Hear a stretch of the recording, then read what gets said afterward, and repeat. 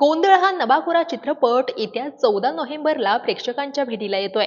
लोकसंस्कृती आणि ग्रामीण बाज असलेल्या या चित्रपटाचा ट्रेलर अनावरण सोहळा नुकताच मुंबईत पार पडला. यावेळी चित्रपटाची संपूर्ण टीम देखील उपस्थित होती. तसेच लोकसंस्कृतीचं उत्तम दर्शन घडवणारा फोक लोक या टीमचा धमाकेदार असा कार्यक्रम देखील यावेळी आयोजित करण्यात आला होता. यातील कलाकारांनी या ट्रेलर लॉन्च सोहळ्याला एक शानदार स्वरूपच दिलं असं म्हणावं लागेल.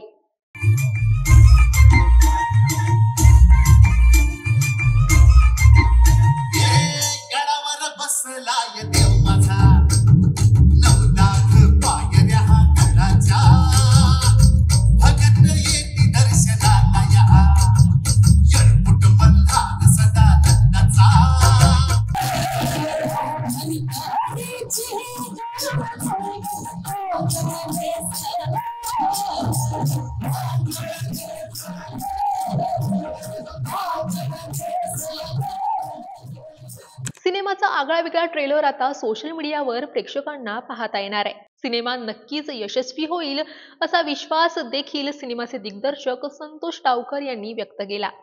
तसेच आपली संस्कृती, आपल्या प्रथा या फार मोठ्या उंचीच्या आहेत, पण आपण त्या जगासमोर आणत नाही याची खंत देखील त्यांनी व्यक्त केली. मी आता या चित्रपटाची पूर्ण टीम, डिरेक्टर, ऍक्टर्स, टेक्निशियन्स जे उपस्थित आहेत त्यांना सगळ्यांना रंगमंचावर येण्याची विनंती करते.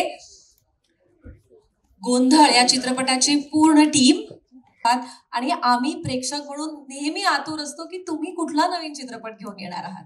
तर गोंधळ हा तुमचा आगामी चित्रपट, त्याच्याबद्दल तुम्ही सांगा. खूप वेगळा चित्रपट आहे, भूमिका वेगळी आहे. म्हणजे माझं नशीब आहे ॲज अन ऍक्टर म्हणून की काही वेगळं असले तर दिग्दर्शक मला शोधत येतात. संतोषजींची माझी ओळख खरंच नव्हती, इतकी वर्ष तेही काम करतायत. मी थोडं सिनियर असेल, परंतु ही भूमिका मी करावी, माझं काम त्यांनी पाहिलं असावं, त्यांना असं वाटलं असावं की ही भूमिका मी करू शकेन. त्यांनी जेव्हा पहिल्यांदा गोष्ट जेव्हा सांगितली ती मला इतकी आवडली, त्याच्यात ती इतकी गावची मातीची गोष्ट होती मनवा. मी म्हटलं यार ह्याच्यामध्ये इतकं रॉनेस आहे ना, जसं आता फॅन्ड्रीमध्ये जो रॉनेस आहे तसाच काहीतरी एक वेगळा व्हिज्युअल ट्रीट देणारा रॉनेस याच्यामध्ये आहे. आणि मग त्यांनी सांगितल्यानंतर त्यांनी स्क्रिप्ट दिली आणि मग मी घरी जाऊन माझं काम करून त्यांना भेटलो आणि त्यांना माझं काम दाखवून इम्प्रेस एवढं केलं की त्यांना पर्यायच उरला नाही मला तो रोल देण्याचा. पण या चित्रपटातल्या भूमिकेबद्दल आणि ते कॅरेक्टर किंवा त्याचा प्रवास कसा होता ह्याच्याबद्दल पण सांग.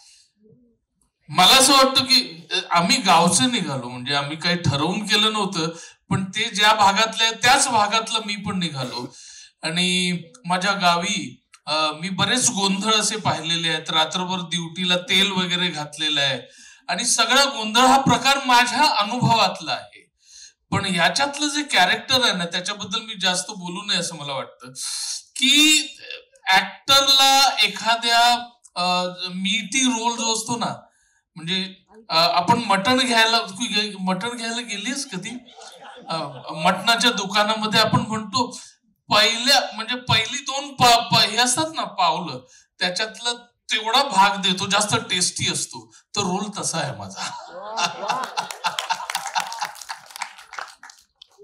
योगेश, तू अर्थात आम्ही तुला भरपूर मालिकांमधनं बघत असतो, पण चित्रपटाकडे प्रत्येक ऍक्टरला वळायचं असतं, चांगली भूमिका हवी असते आणि या चित्रपटात तुला ती मिळाली आहे. बाहेर पोस्टर्स वरती पण तू आहेस, तर त्याच्याबद्दल सांग. खूप भारी वाटतंय. ऍक्च्युली किशोर सर आत्ता जसं म्हणाले की मी मुद्दामून सांगणार नाही याबद्दल, कमी बोलणार आहे, because less is always more. So कारण काय आहे की त्याच्यामध्ये जे एलिमेंट्स आहेत जे आता म्हणजे हळूहळू ते रिव्हील होतील फिल्म बघितल्यानंतर, किंवा एक्झॅक्टली माझं कॅरेक्टर काय आहे ते बघितल्यानंतर. सो मी आता जास्त बोलत नाहीये. पण इथे गोंधळ याचे ऍक्च्युअली बघायला गेलं तर दोन अर्थ आहेत. एक म्हणजे ऍक्च्युअल देवीचा घरात नवरा नवरीच्या लग्नानंतर देवाचा जो घातला जातो तो गोंधळ आहे, आणि त्यांच्या घरात जो चालू असलेला इंटरपर्सनल जे रिलेशन्स बद्दल जो चालू असलेला जो केऑस आहे तो गोंधळ आहे. असे दोन अर्थ त्या गोंधळाच्या मागे आहेत. सो मी एवढंच सांगतो. आणि याचं सगळं क्रेडिट संतोष सरांना आहे, कारण यांच्या एवढा पॅशनेट माणूस मी बघितलंच नाहीये. आणि याची गंमत अशी होती की ऍक्च्युली माझी लुक टेस्ट झाली होती ती वेगळ्या रोल करता झाली होती, तिथे गोंधळ घातला, तिथे घातला होता.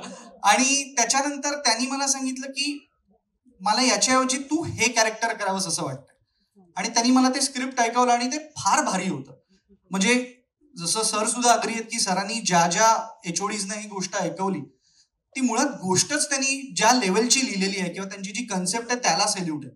सो फार मजा आली. Thank you so much sir.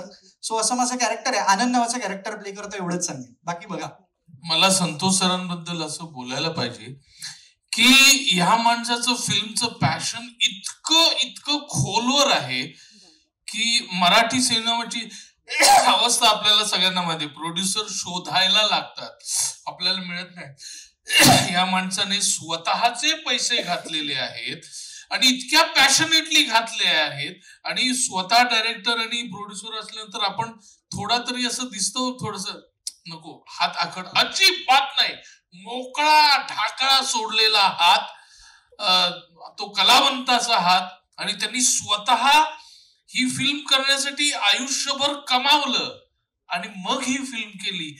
अशी माणसं फार कमी असतात असं मला वाटतं. त्यांच्यासाठी टाळ्या व्हायला पाहिजे.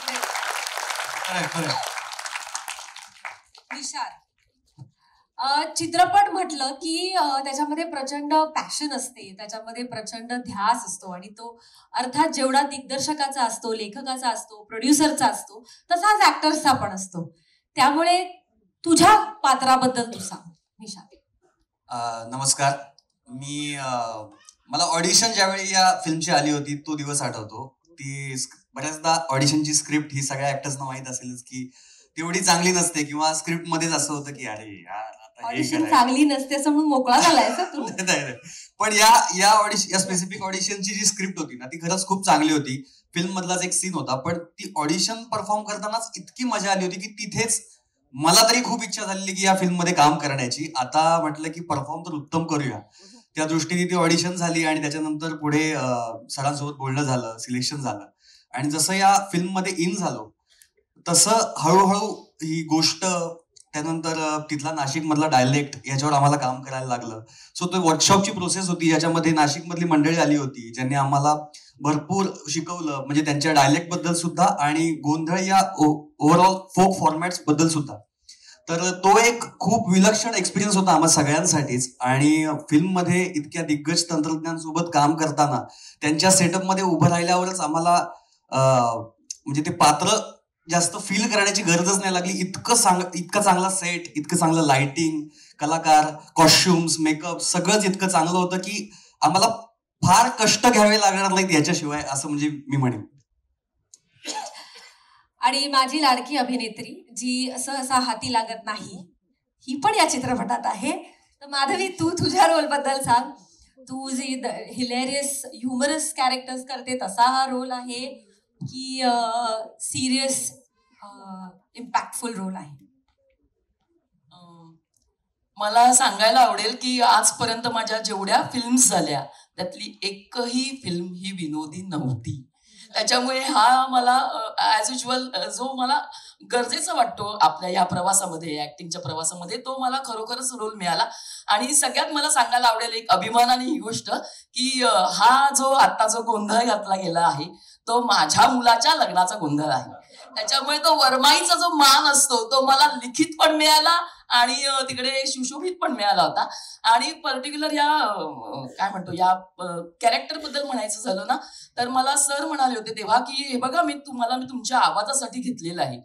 मला तुम्ही तो पहिला जो आवाज लागला पाहिजे ना तो लागलाच पाहिजे असं त्यांनी मला. आणि आमचं जेव्हा नुकतेच झाली तेव्हा त्यांनी मला एका आमच्या त्या रूम मध्ये माझी ती रिहर्सल घेतली पर्टिक्युलर एका सीनची. आणि मला असं वाटतं की आम्ही स्टार्ट टू एंड आहोत, पण प्रत्येक कलावंताला ना एक कुठला तरी एक वाक्य तरी एक सीन तरी हा स्वतःचा लागतो. स्वतःचा म्हणजे मीच दिसले पाहिजे की असं त्याचा अर्थ नाही की आपण त्याचं परिपूर्णता त्याची त्या कॅरेक्टर बद्दल करू शकतो. आणि मला वाटतं तो सीन माझ्या वाट्याला आला होता आणि तो सरांनी दिला होता.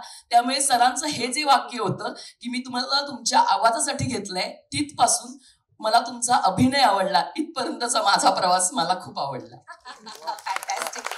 Thank you very much. तुम्हाला सगळ्यांना खूप खूप शुभेच्छा. आणि मी तुम्हाला असं दरम्यान गोंधळ या सिनेमाची कथा, पटकथा आणि संवाद स्वतः दिग्दर्शक संतोष डावखर यांनीच लिहिले आहेत. या चित्रपटात किशोर कदम, इशिता देशमुख, योगेश सोहोनी, निषाद भोईर, अनुज प्रभू, सुरेश विश्वकर्मा, माधवी जुवेकर, ऐश्वर्या शिंदे असे बरेच कलाकार आहेत.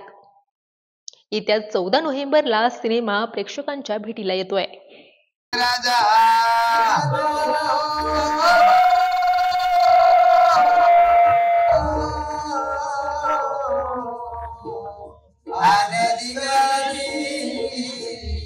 वडगाव मल्हारी